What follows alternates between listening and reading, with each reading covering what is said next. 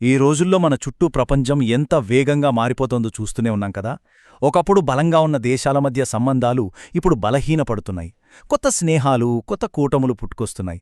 ఇలాంటి టైంలో అందరి దృష్టిని ఆకర్షిస్తున్న ఒక కొత్త బంధముంది. అదే జర్మనీ, భారతదేశం మధ్య బలపడుతున్న స్నేహం.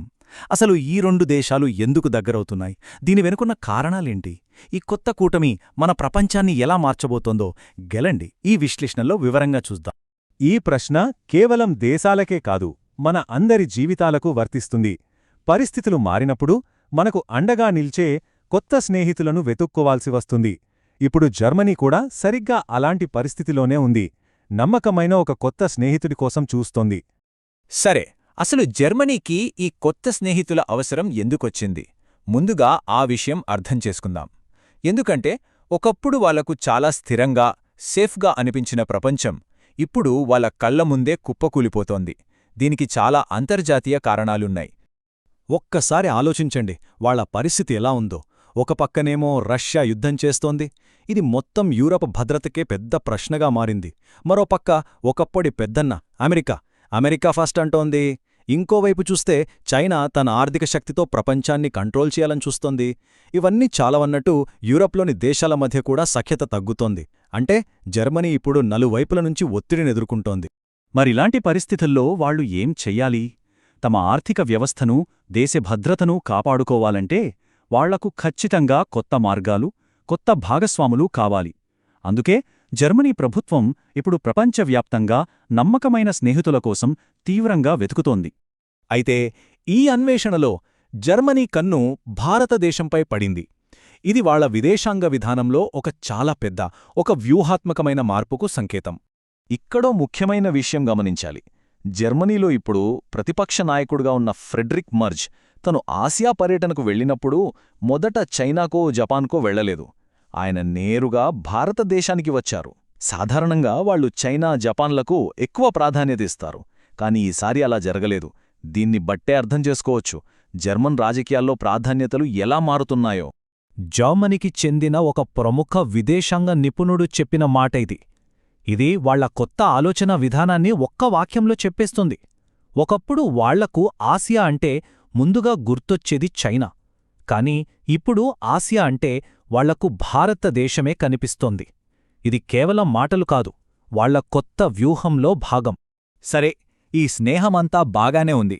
కాని దీన్ని వెనక ఉన్న అసలు లెక్కలేంటి? ఈ భాగస్వామ్యం నల్ల ఇద్దరికీ ఎలాంటి ప్రయోజనాలున్నాయి? ఏ దేశం ఏం కోరుకుంటోందో ఇప్పుడు వివరంగా చూద్దాం.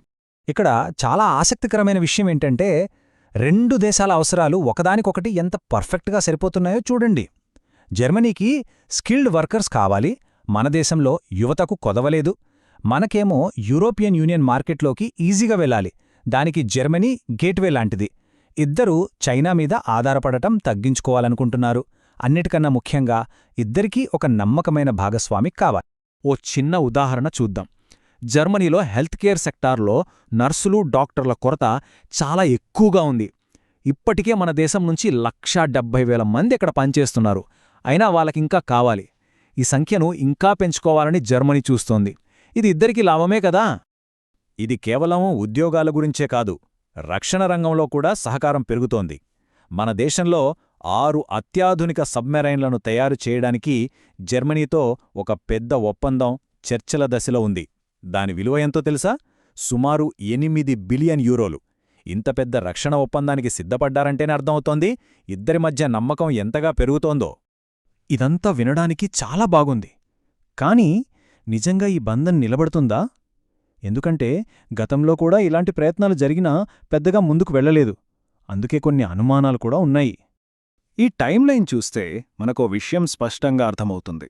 యూరోపియన్ యూనియన్, భారతదేశం మధ్య ఒక ఫ్రీ ట్రేడ్ అగ్రిమెంట్ కోసం చర్చలు మొదలై 17 సంవత్సరాలు దాటింది. 2007లో మొదలుపెట్టారు. ఇప్పటికీ ఓ కొలిక్కి రాలేదు. ఇంతకాలం పడుతోందంటే పెద్ద ఒప్పందాలు చేసుకోవడం ఎంత కష్టమో మనం అర్థం చేసుకోవచ్చు. అసలు ఎందుకు ఇంత ఆలస్యమవుతోంది? ఎందుకంటే చాలా క్లిష్టమైన విషయాలున్నాయి. ఉదాహరణకు, యూరప్ మన వస్తువులపై కార్బన్ ట్యాక్స్ వేస్తామంటోంది. దానివల్ల మన ఎగుమతులకు నష్టం వస్తుందని మన వాదన. అలాగే జర్మన్ కార్లను మన మార్కెట్లోకి పూర్తిగా అనుమతిస్తే ఇక్కడి కంపెనీలు దెబ్బతింటాయని మన ఆందోళన. ఇలాంటి ఎన్నో విషయాల్లో ఏకాభిప్రాయం కుదరడం లేదు. ఇక పాశ్చాత్య దేశాల దృష్టిలో అతిపెద్ద సమస్యే ఇదే. మనకు రష్యాతో దశాబ్దాలుగా బలమైన స్నేహముంది. వాళ్లేమో ఉక్రెయిన్పై యుద్ధం చేస్తున్న రష్యాతో స్నేహంగా ఉండే దేశాన్ని ఎలా పూర్తిగా నమ్మాలి అని ఆలోచిస్తున్నారు. ఇది జర్మనీకి ఒక పెద్ద సవాలు. దీనికి మన దేశం ఇచ్చే సమాధానం చాలా స్పష్టంగా సూటిగా ఉంటుంది. మేము ఎవరికీ వ్యతిరేకం కాదు, అలా అని ఏ ఒక్కరి గ్రూపులోనూ చేరము అని. దీన్నే వ్యూహాత్మక స్వయం ప్రతిపత్తి అంటారు. అంటే మన దేశ ప్రయోజనాలకు ఏది మంచిదో అదే చేస్తాం, అంతే తప్ప ఒకరికోసం మరొకరిని వదులుకోము. మేము యాంటీ వెస్ట్ కాదు, నాన్ వెస్ట్ అని మన ప్రభుత్వం బలంగా చెబుతోంది. మరి ఈ భాగస్వామ్యం భవిష్యత్తు ఏంటి?